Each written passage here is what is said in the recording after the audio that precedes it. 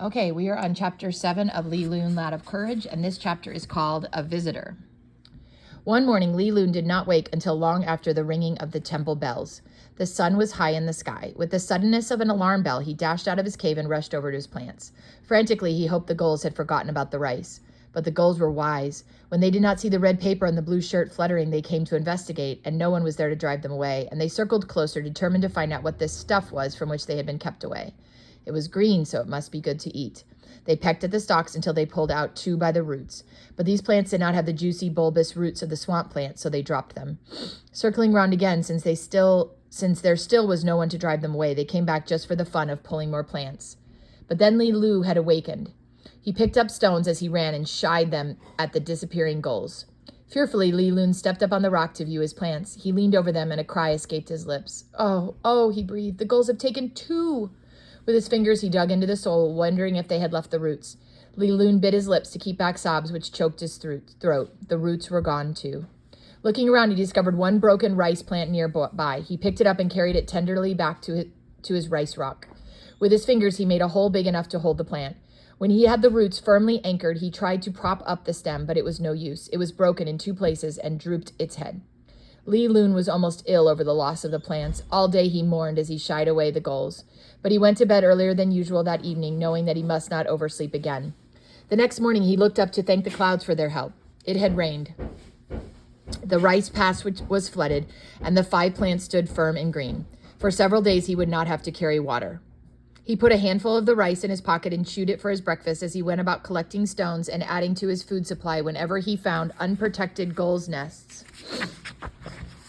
with eggs. And then he discovered a swiftlets nest that was low enough for him to reach. He pulled it down and dried it for the shopkeeper's supply.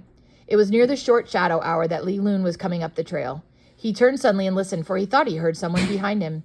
The gulls were screeching even more than usual, and below loose rocks were clattering down their approach.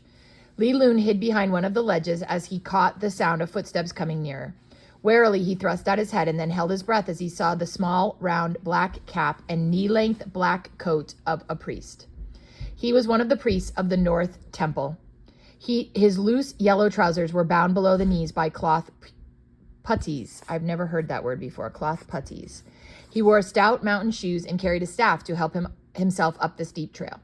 The priest looked up and caught sight of the boy. He seemed almost as surprised as Li Lun.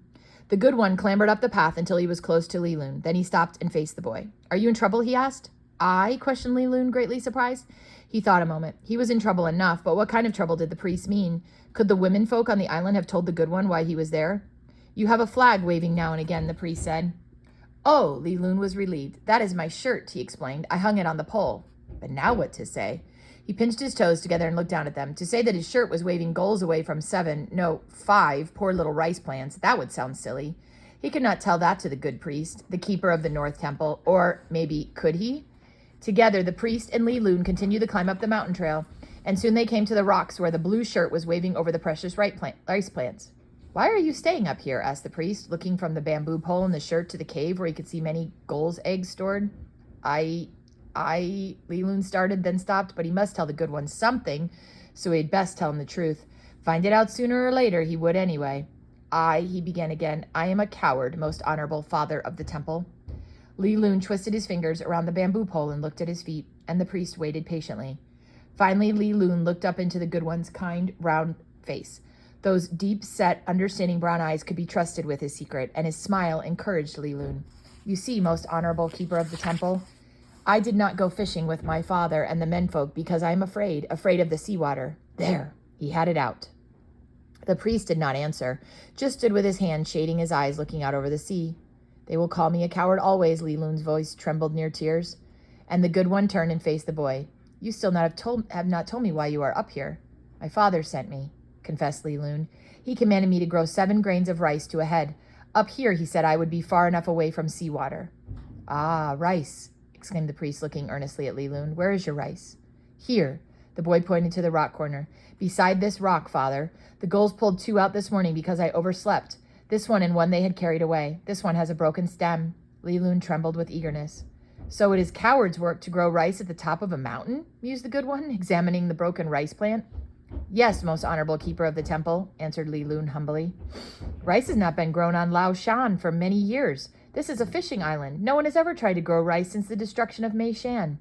Yes, most honorable father. For a long time the priest was silent as he continued to look full at Li Lun, then at the little rice patch, and at last he spoke. Would a man be a coward who could create a mountain like Lao Shan or Lo Shan? The black-robed man asked. Ah, no, breathed Li Lun softly. He would be a great man. That would be wonder work. The wise men of old, the good one told Li Lun, have ever said that the production of a grain of rice is as great a work as the creation of a mountain. He placed his hand on Li Lun's shoulder. What is your name, rice grower? I am Li Lun from the village of the 3 fir trees, most honorable father.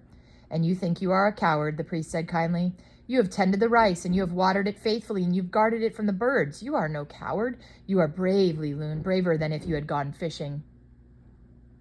For a moment, Li Lun thought that an earthquake had shaken the mountain. His knees were weak and trembling, and he tried to smile at the priest, but the smile only made hurt tears come to his eyes. Bring the rice to me when it is ripe, the good one commanded Li Lun. We shall have a temple ceremony for it.